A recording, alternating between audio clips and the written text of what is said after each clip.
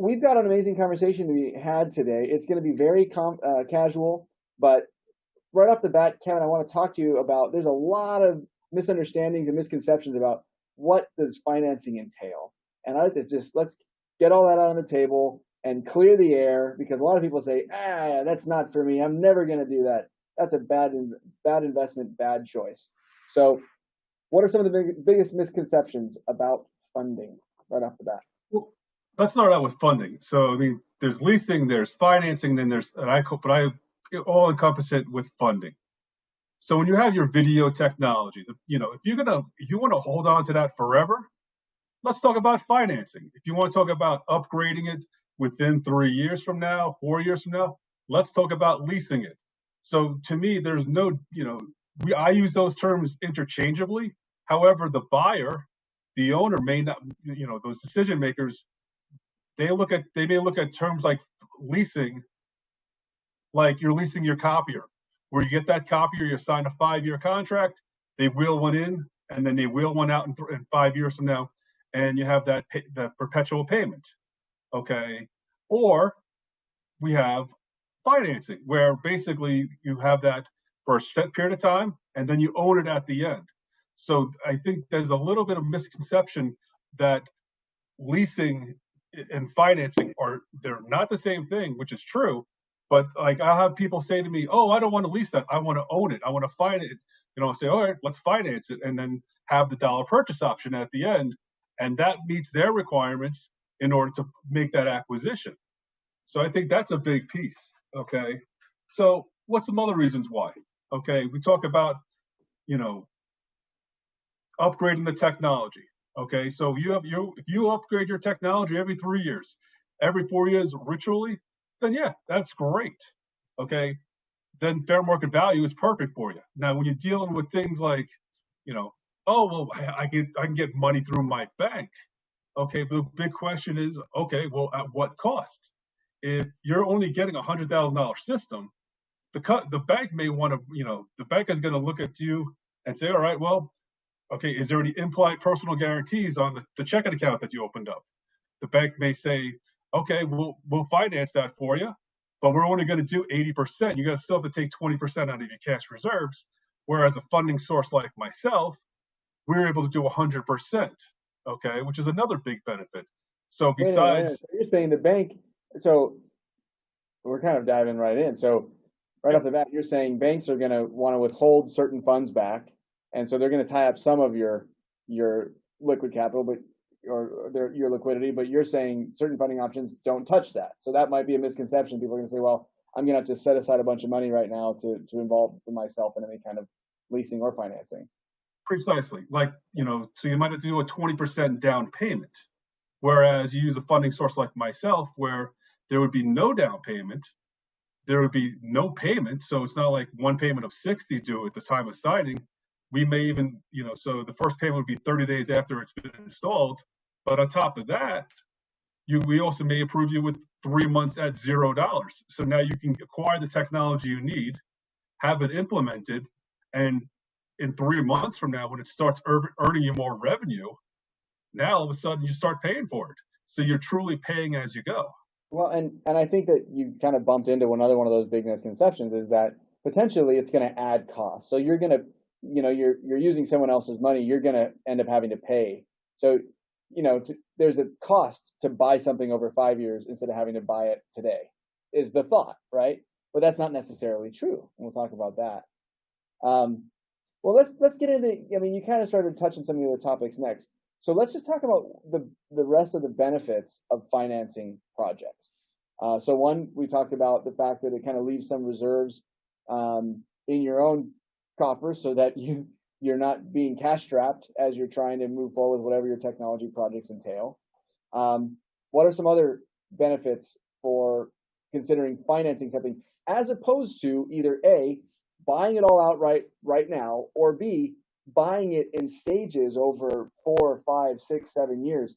And to put this in context, a lot of our customers, let's just lay this out, their challenge is they live by life cycle. So they do things in rollouts a lot of times. So it may be that they buy it all up front, but higher education in particular, and then a lot of businesses, they're moving through their campuses in stages.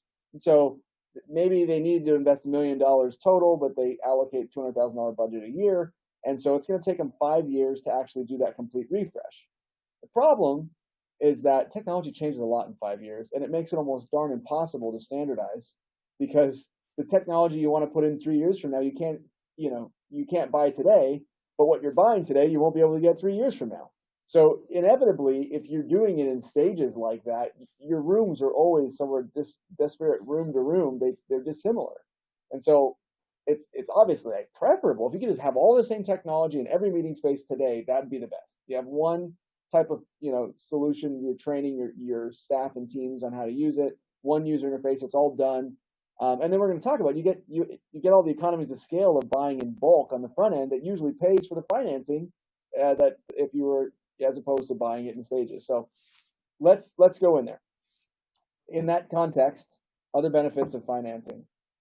One, sure, like you said, makes them viable. Yeah. Projects become viable today. Maybe they weren't viable before. What else? Well, like I said, plus we're also spending today's dollars, because a dollar today is not going to be worth $1 in 5 years from now. But I think it's so important we covered, which is you get everybody on the same platform. So if you have, the IT person, whoever's in charge of training, they know what today's technology is, and they teach that to all the users, as opposed to you have this one today, and 3 years from now all of a sudden you have to get the latest and greatest, because everything changes now. So now all of a sudden that IT person needs to now understand this and then train this person, this professor, these groups, because that's who it is. However, let's be honest now, in the real world, people are going to use those rooms, but I was trained 2 years ago on this platform, this version of the same platform, but now the newer model. Yeah. So by funding everything up front, it makes it easier, because it makes it easier for everybody, the users, the IT training people, as well as, let's be honest now, the audience. So now we're not going to have a 10-minute delay because we have to call Frank over on IT to come down to say, oh, wait, let me set you up properly here, and you'll lose a little bit of time. Well, yeah, it's interesting. So we're talking about one of the costs that we're dealing with by not having standardized technology in all our meeting spaces is business. I mean, it's the bottom line. We're wasting time. We're not as effective. We're not as productive. Things are. We're paying a lot of salary overhead to have people sitting around waiting for stuff to work because they don't know how to use it. So yeah, there's a lot of other costs that are kind of in the machine that it's hard to track them, but they're in there.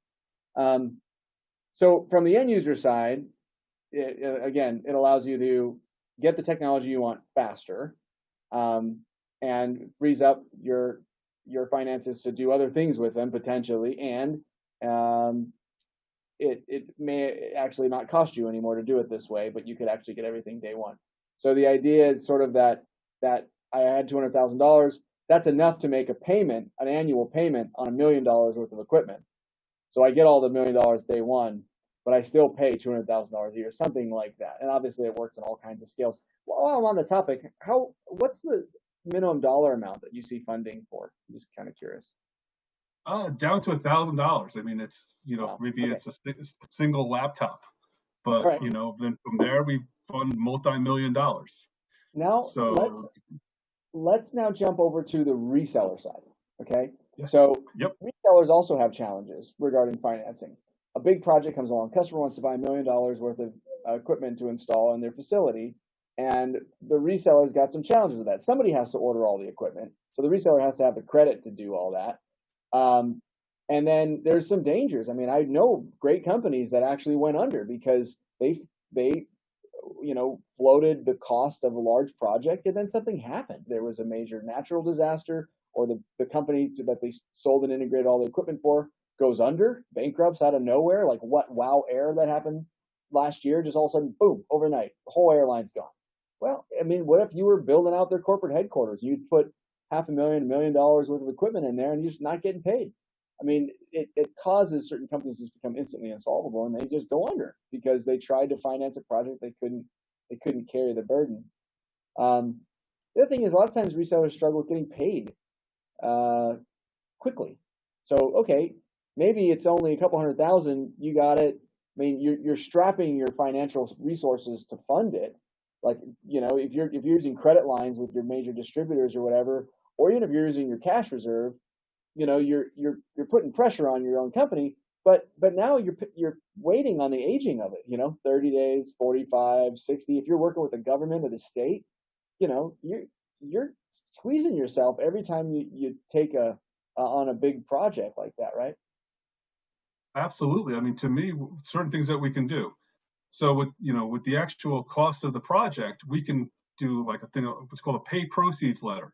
So whoever the supplier is, okay, if it's coming through distribution, if it's being sold directly, we can send a purchase order not only to the vendor for the amount, but also we can buy it on behalf of the vendor and make that payable to the distribution partner or to the direct partner.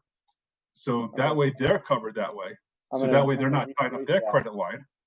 Okay. End user commits to make the purchase and commits to buy. The check gets sent to the reseller. Reseller forwards the check or makes the payment to the manufacturers with basically your money that's been guaranteed by the end user. So the reseller gets the money they need to buy and whatever, but they're not even having to pay their own money. It's actually you are the source of that financing, right? Based on the end user's commitment to move forward. So that's part of it. It gets shipped to the end user, and then the end user starts making payments to you. Exactly. And the other thing is some vendors have done in the past where they carry their own paper, and that's when, especially with bankruptcy or something like that, where a big client that all of a sudden can't afford that payment anymore, and for whatever reason, that they went belly up all of a sudden. So instead of the vendor taking that risk on the customer paying back, we take care of that. We do the funding, and then the customer pays us. The vendor gets paid day one. Okay, so that's huge. Okay, because the most important thing is in those situations where vendors carry the paper, one inflates their balance sheet. So now all of a sudden they need to go out to their bank and say, hey, I need more capital. And they say, well, what's going on here? And now all of a sudden everything gets scrutinized. So instead, the paper is on my balance sheet instead of the vendor. So now all of a sudden, when the vendor installs everything, they get paid day one. So now they're made whole day one, as opposed to, all right, so we'll do this here to this project, but the customer paying back over the next 4 years. So, but we make, they become whole. And profitability kicks in on month, 13 or 14. Well, there's another one of those misconceptions. So I think logically you say, well, wait a minute, if that end user is establishing some kind of a commitment to pay arrangement with you, where do I make money in this thing? Like, how, do I have to like reveal my profit margins to customers? Do I need to, am I kind of being cut out of the deal? But there's two things that I didn't know until we'd had a conversation in the past. The first of which being that the reseller gets paid immediately, like you said. So all the costs for that reseller project are part of the proposal. The end user is just committing to buy it, but instead of sending the payment to you and you have to buy everything, the payment basically goes to the financing company. Then the financing company sends the exact same amount of money that the reseller is expecting to the reseller. So the reseller still gets paid the same amount. Difference being, instead of having to wait 30, 60, 90 days of aging or indefinitely, right? Or like if the customer pays, the reseller gets paid with like significant token payment day one, and then like the rest of it 10 days after. Like you're not longer than I think you said everything gets funded within usually like a week and a half. Not even within 24 hours, 48 hours. It all depends on when we get all the information in. So that's huge. And when you have that's by not tying up the vendor's cash with these larger projects, because that's one of the big advantages, frankly, for the vendor is they can sell larger projects. That's the big thing. Well, they can, and not even sweat it because they're not having to stretch their own credit line to do it. The other thing is it also affords additional protection to the end user, right? So basically, the way it works is the end user commits, okay, I'm going to move forward with this project, but I don't want those funds getting released till the project's completed, right? So it's not like they're making a payment to the reseller. The reseller is holding the payment. They had to make a significant 60%, 70% down payment and then they're on the line. And if the reseller doesn't commit, it's like, well, now they're fighting to get their money back because the reseller just failed. Instead, the financing company in some ways almost kind of acts like escrow a little bit, but not escrow, but it's a lockbox. Basically, there's a check until the end user says, okay, the job is done, I'm happy, go ahead and submit payment, and I'll start making payments to you. It also gives them additional protections where they don't have to outlay, money out front and make payments to a reseller that may or may not come good on the commitment, right? Yeah, most vendors have, do come through with those commitments. But that being said, it's like you said, $70,000 for a $100,000 project. Okay, the last time I had $70,000 next to me, I was a bank teller. Okay, I mean, it's people don't hold on to that. Okay, it's amazing because people will say, well, I have end user customers that will say, hey, can you fund this deal for me? And meanwhile, they're getting their product from this distributor, this channel partner, this person, this company here. And meanwhile, they have sources, but the sales rep assumes the customer has the cash. Oh, it's not a big deal. They just cut us a check. Well, instead they say, hey, Kevin, here's 5 invoices. Can you pay X, this pay my company, the company that I bought it from? Sure thing. Have a nice day. Well, and so I'm going to say spoiler alert. So this is sounding pretty good. So if I'm a reseller or an end user gets all the technology they want day one, their systems get more standardized and everything's delivered. And they're not going to pay any more than they were going to pay to buy it outright anyway. How do I say such a crazy statement? Well, you can push back on your vendor partners a little bit and say, hey, I know I was going to buy $200,000 worth of equipment. What kind of additional discount can you give me if I buy $1 million worth of equipment? Right? Can I get 10% discount? Can I get 5%? Whatever it is, it's going to pretty much pay for the financing. So, yeah. And this is a playbook I took from Joe Way at USC. That's how they paid for their whole university campus upgrade by basically saying, look, if we stop this rollout game and do this annual, keep chunking away at it, and we just go to all our vendors and say, hey, what if I do a quote for 400 units? How much can you sharpen your pencil? They saved so much money by buying everything at once than they would have if they bought it in stages. And so we're just playing that same card. And to be honest with you, one more thing is big advantage for the end user is we're asset driven, as in where we get this, serial numbers. So we'll be able to, if you have multiple locations. So now all of a sudden, what assets are at this location, what assets are at that location. So that's going to be huge. You're tracking it because you care, because it's basically it's just like when somebody sells a car or finances a car, like they want to know that their investment's protected. You're saying that you add an extra layer of organization or sort of inventory asset management because you're keeping track of it as well, since you're still kind of owning the paper on it. And for the very large accounts, we have a dedicated team that's going to be just servicing them and X amount of other clients. So if you have that $1 million deal, they're going to be calling a specific person, and they'll be able to work out things like invoicing. What do they need on the invoice to make sure that it gets paid timely, so that way there's no issues from the end user perspective, as well as we get paid timely. We have a vested interest in that, of course. So those are the little things that can go a long way. It's all about delighting the customer.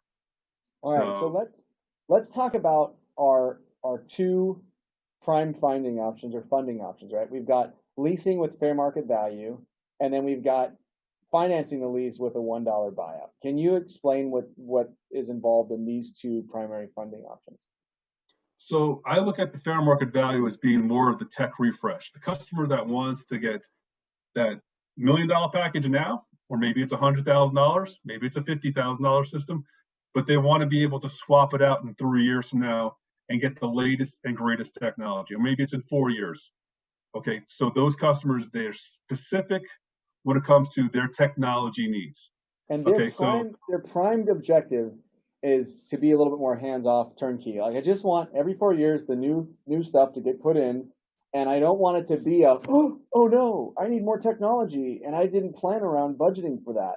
Instead, this has become just one of the bills we pay. Every month we pay this bill, or every year we pay this bill, and in exchange for that, we know we are going to get the newest, latest, greatest every X amount of period of time.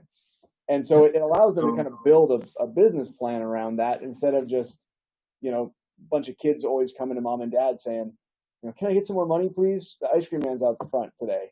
And then everything's always a big question of will you or will you not? Is there money for this project or not? Oh, we didn't budget it. Maybe next year. Instead, everything becomes so much more systematic and formulaic. Yeah.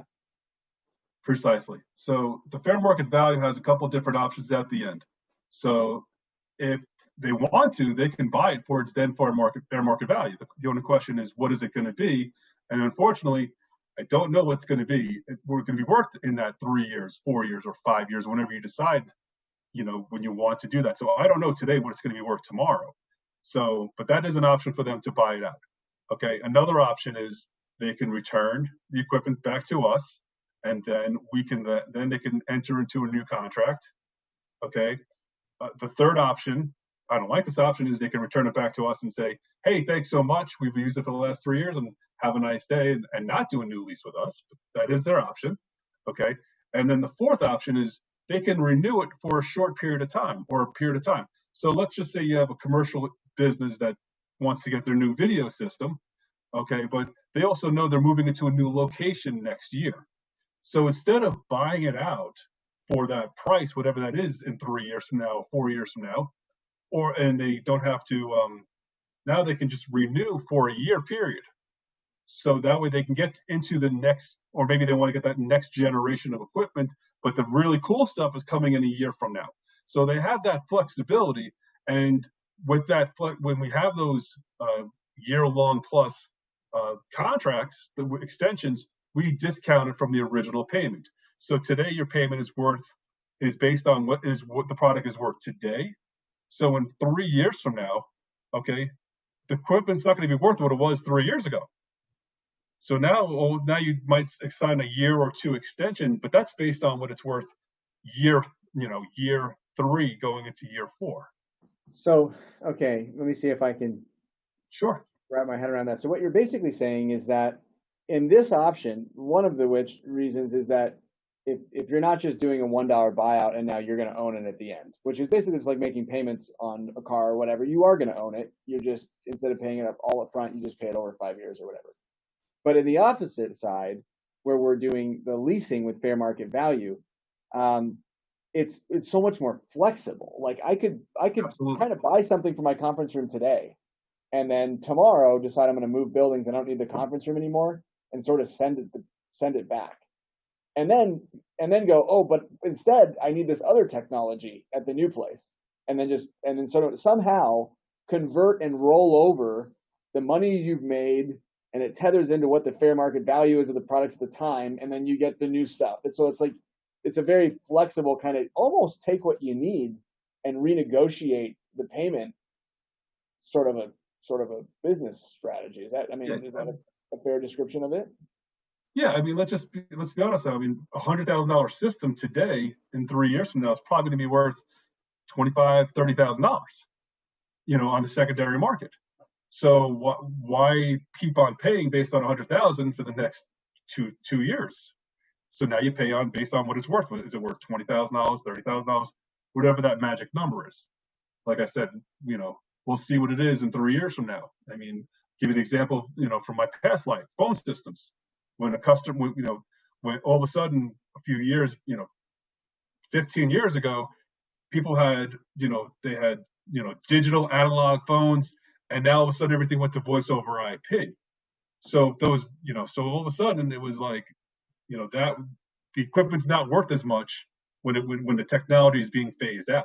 Or like Windows 10, if somebody was on a Windows 7 platform for their, for the, $100,000 worth of laptops in year 3, well, guess what? The lease company like ourselves, we thought we would make, we can resell those Windows 7 laptops today for X dollars. Well, now they're basically paperweights, frankly. So we take that risk of obsolescence instead of the customer, which is another big piece. So that's okay. So that's another one. So that, if you're doing a buyout, you take depreciation on the product.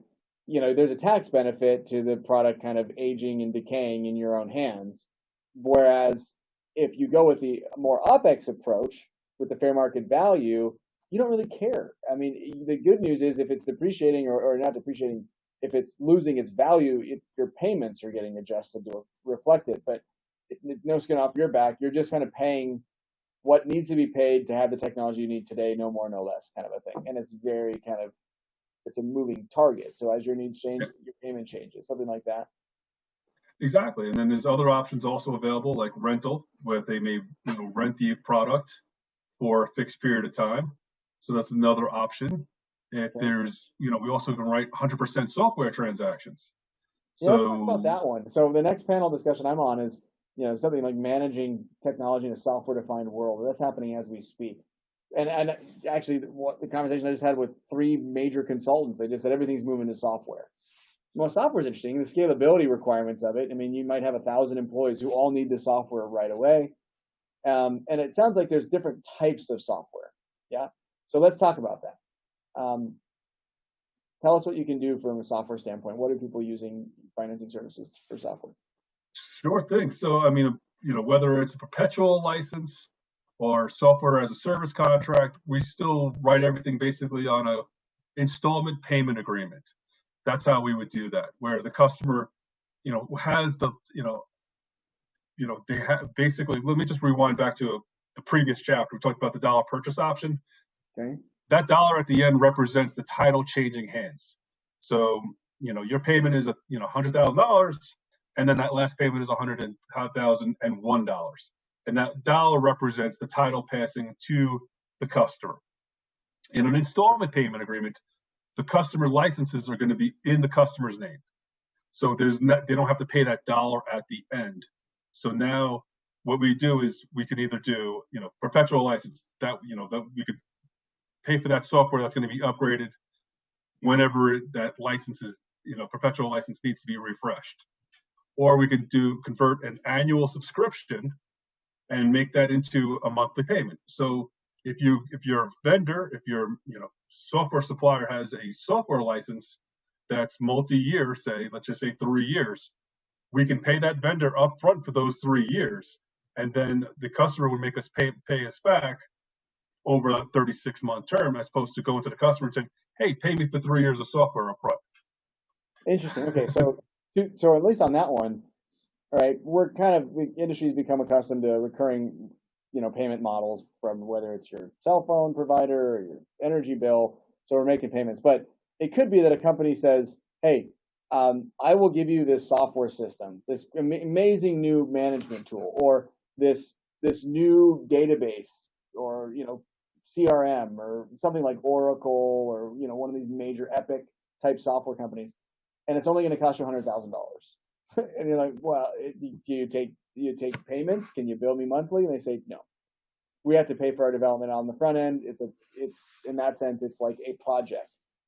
You can enable that kind of a software investment to become monthly payments, basically converting, that 5-year, that purchase of that software utility into a 5-year monthly payment kind of strategy. Yeah. Certainly. Yeah, a lot of customers do choose that because, like we said before, that $70,000 is not in the drawer. Next to, petty cash doesn't have that kind of money. Yeah. So you could also pay finance for the development of new software. So let's say you had this brilliant idea. I don't know, you want to come up with a web conferencing software that's going to change the world and everyone's going to use it when we have a pandemic. You can even pay, hire someone to do software development like that, and then make monthly payments on it. Anything, and you can buy. I mean, that's a possibility. There's just so much you can do with it.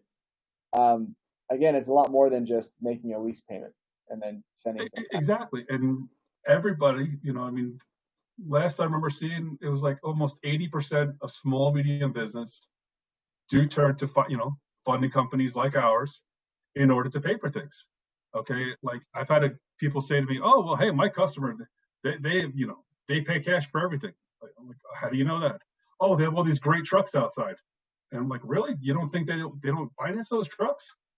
So you just can't assume that with the customers. So we're going to turn and have one more just amazing part of the conversation, but probably we should have started with this one because it's so interesting. This matter of AV as a service and bundling things into your monthly payment. So we'll start with the first. Right now, when an AV contractor or a systems contractor installs a system, the total quote to the customer includes a lot of things. There's the actual purchase of the hardware. There's the installation of the hardware, the programming, the configuring of it, the design of the system itself. Maybe there's technical support built into it. Maybe there's some training built into it. And these are all a lot of times line itemed out in that quote. And then the end user makes a massive payment to the systems contractor as a down payment, and then you're good to go. All of that can be bundled into the monthly payment instead. So, Mr. Customer, it's $100,000 for you to get this fancy new, training room system, or it's $1,200 a month, right, for X amount of months. And then the option is, and then we're going to give you the coolest, newest thing. You're going to renew, right? Or, you'll pay us X amount and you'll just own the rest, or something like that. So it allows them, but to bundle not just the hardware though into that payment. It's all the other parts of the project are now part of that monthly payment, right? Everything gets financed, correct? Or funded. Correct. Yeah. Exactly. 100%. Like you said, I mean, because and as one, it gives the customer, because that's what it comes down to is you don't want a customer to say, well, you know what? Do we really need the training? Do we really need this? Do we really need that? Or how about this? A competitor comes along and says, well, you really don't need that vendor. You should be working with me instead. Why don't you let me do this next conference room? Right? Instead, it's like, well, sorry, I have all my conference rooms have been committed to this vendor, and it's all in there. I mean, I pay X amount of dollars a month, and that other vendor takes care of everything. I mean, it's and also, like you can't. It's much more difficult for someone to just like drop you like a bad habit if their entire technology plan has been wrapped into a 5-year payment agreement, and all of your service and support is built into that payment agreement, right? Yeah, exactly. Let's just say 3 years from now, that the enterprise customer changes their CIO or their IT director. Mm-hmm. Well, they're going to know they're going to have a payment. They're going to say, well, hey, we're paying, X dollars per month for it. And then they come back and they'll do their due diligence. We'll say, hey, well, you've been working with this vendor over here. Whereas opposed to, and I tell vendors all the time, that's one option. Or the other option is, all right, well, hey, we got the video platform from, 3 years ago. Okay, that's nice. I have my brother-in-law is in the industry. I can now give him a call. So it keeps that vendor tied to the customer. That's the true essence of a sticky customer. Well, and this is the way it's going. I mean, we talk about in our industry like AV as endpoints, where the AV system is getting more and more simple. In a lot of cases now, it's becoming a computer, or it's becoming, a simple USB Logitech, camera, microphone, speaker combo or something. That's the only conference room technology going in, or the AV system for us, like a sign app, is going into a university setting. It's one device. Well, it seems like this whole conversation is out in left field, but not so much. I mean, I held like my cell phone, which is getting, disappeared in my magic trick here. That's actually impressive. But how much am I paying Verizon actually to take my tech support calls? Do I know how much when I purchase this phone is being allocated every month for telephone support? How much am I paying for firmware updates?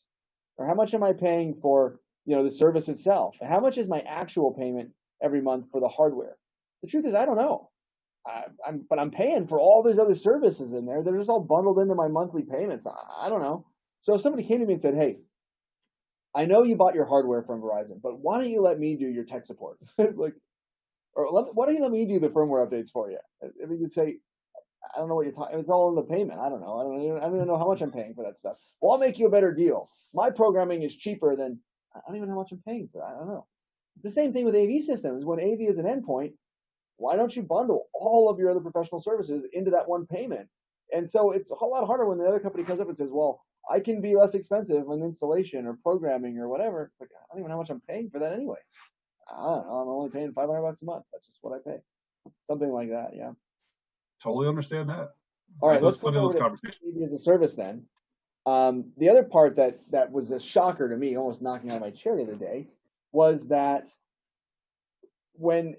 so AV as a service, if I wanted to sell my product to a customer, I'm going to sell you a whole conference room system, and I'm going to bundle all my other services and all that into the one monthly payment. You can even finance that. So basically, the way an AV service contract used to work, when you and I first started talking to each other, I, as the service provider, would have to buy that equipment, and then basically I own the equipment. I'm making a payment on it, and then I'm giving you that equipment to use in your conference room, and then you're making a monthly payment back to me. Now, as long as you keep making your monthly payment back to me, I can make my payment to the guys I owe since I bought all that technology. That's the way it used to work. And I eventually won't even be made whole unless you keep that equipment, don't go bankrupt, don't drop me like a bad habit, and don't lose it over the next 36 months or 48 months. And eventually, if you keep making payments to me, then I get to pay off the people that I owe, my vendors, and I make a little money in the process. And that creates a problem because the salesperson that sold that project, how do they get paid? They don't even know if they're going to work for this company for 4 years. The company for whom they work doesn't get paid. They're not made whole for 4 years. So how do I pay the sales guy either? What you told me the other day is that this also works with that model where the end user says, okay, I'm going to buy this equipment from you and I'm going to make a payment for 36 months. They commit to that. They sign papers that are delivered by CIT. CIT takes the whole payment amount for the 36 months or 48 months, whatever that customer was going to pay you if they kept paying you. The whole amount gets delivered in a bow to the AV service provider day one.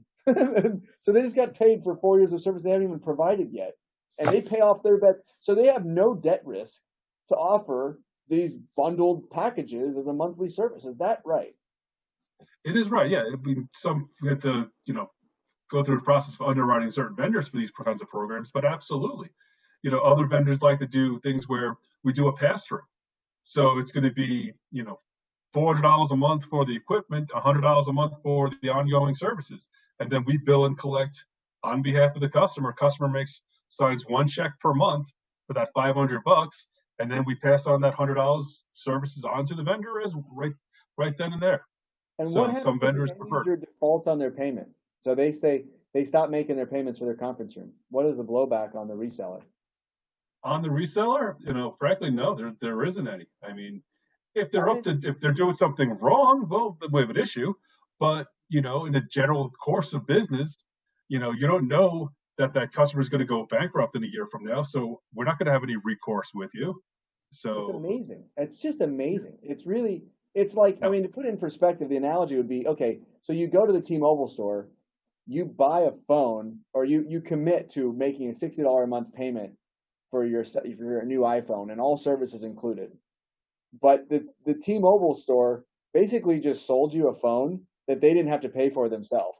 Instead, they just get all the payment right off the bat, right, by the third party in the middle that's actually the one that is managing the paper transaction. That's just amazing. I think that this is an essential element for true AV as a service. So in a turbulent economy, end users can get all the equipment they need right now and still not have to strap themselves financially. They can keep their liquidity and be able to invest money where needed, including in facilities and training and increased healthcare premiums and staff. Resellers can be able to sell projects to customers and support them without having to put themselves on the line and create all kinds of debt risk, or the threat of a defaulted payment could actually harm them. It also doesn't lock up their own credit lines. Yep. Customers can constantly update whatever the technology they want, so they can always have the newest, latest, greatest, and it doesn't have to be a panic last minute deal anymore. Instead, it can be something everything is planned and expected, all budgeted, and they can get it all day one. So they have to wait 5 years before they can upgrade everything. And then in the matter of an AV service model, AV integrators can bundle all their professional services and the hardware into one monthly payment that they themselves are not even on the line for. That if a default happens, it doesn't affect them because they weren't the ones carrying the paper in the first place. In fact, they actually got paid for the whole 36 to 48 months. Day one. It's almost too good to be true. No, it's true. I mean, that's the big thing. People need to do this for a long time. Yeah. No, this is why it's a great forum to talk to VCX, because it is important for people to see that, because I think having this avenue to discuss these kinds of issues, open up some ears. That's what it's all about. Okay, And so then I have to ask, why did it get such a bad rap? Because as soon as you say financing or leasing, everyone goes, "Oh, it's so terrible." But I mean, it's almost like it's really, really good business if you can figure out how to make the dollars and cents work. It could really help your business grow rapidly and offer products and services that you normally couldn't offer. Go after projects you couldn't normally go after. You can even get after, have some lucrative offerings to customers, and enable them to buy technology. Whereas otherwise, they might go, "Yeah, I can't really do it. I don't have the money to do it right now." How did it get such a bad rap? Do you know? first, this is just my gut. I mean, sometimes you may have a customer that gets declined, and like, And they oh, say, my "I didn't greatest want your customer ever. financing anyway." Is that what they? Yeah, yeah. So that might be the case, or they don't understand things like we can, pay the manufacturer directly, so we can not tie up their credit lines. So those little things where we can help them with their budgeting on that side, so they're not, so that way they can, work with us. We have a pay proceeds letter for that $100,000 system, and meanwhile their $50,000 credit line is still intact. So that's something that we can work through with them. Let's do this. So if somebody wants more information about this, or they just want to pick your brain, they want to find out what's possible, they want to get a little bit more, in depth, how can they contact you, or what would you suggest they do? Sure thing. My cell phone number, 720-705-7385, or And that's send in me the an email. recording. This is why I Yeah. love Kevin Spillane, everybody. He just tells the whole wide world, like, you need me, you just call me on my cell phone. I bet if somebody Absolutely. called you right now, you'd answer it and be like, "I got you. What do you need?"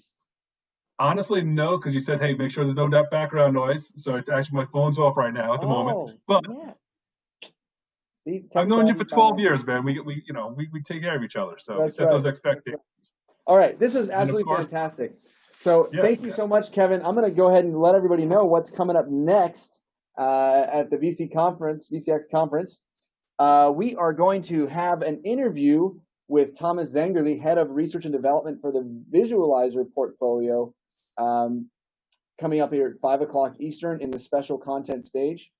Then we are also going to have tips for designing esports venues and training facilities in the education stage. And that's going to be with Michael Brooks, the executive director of the National Association of Collegiate Esports. And he'll be in a one-on-one interview with Bill Cook. And then lastly, on the business stage, we're going to be discussing AV as a service offerings that are attractive to businesses. And that's going to be an incredible panel as well. Mark Coxon, Tim Albright, Tom LeBlanc, Cindy Davis, Charmaine Torella, and myself. Can't wait for it. So to our audience, thank you so much for tuning in to VCX Conference.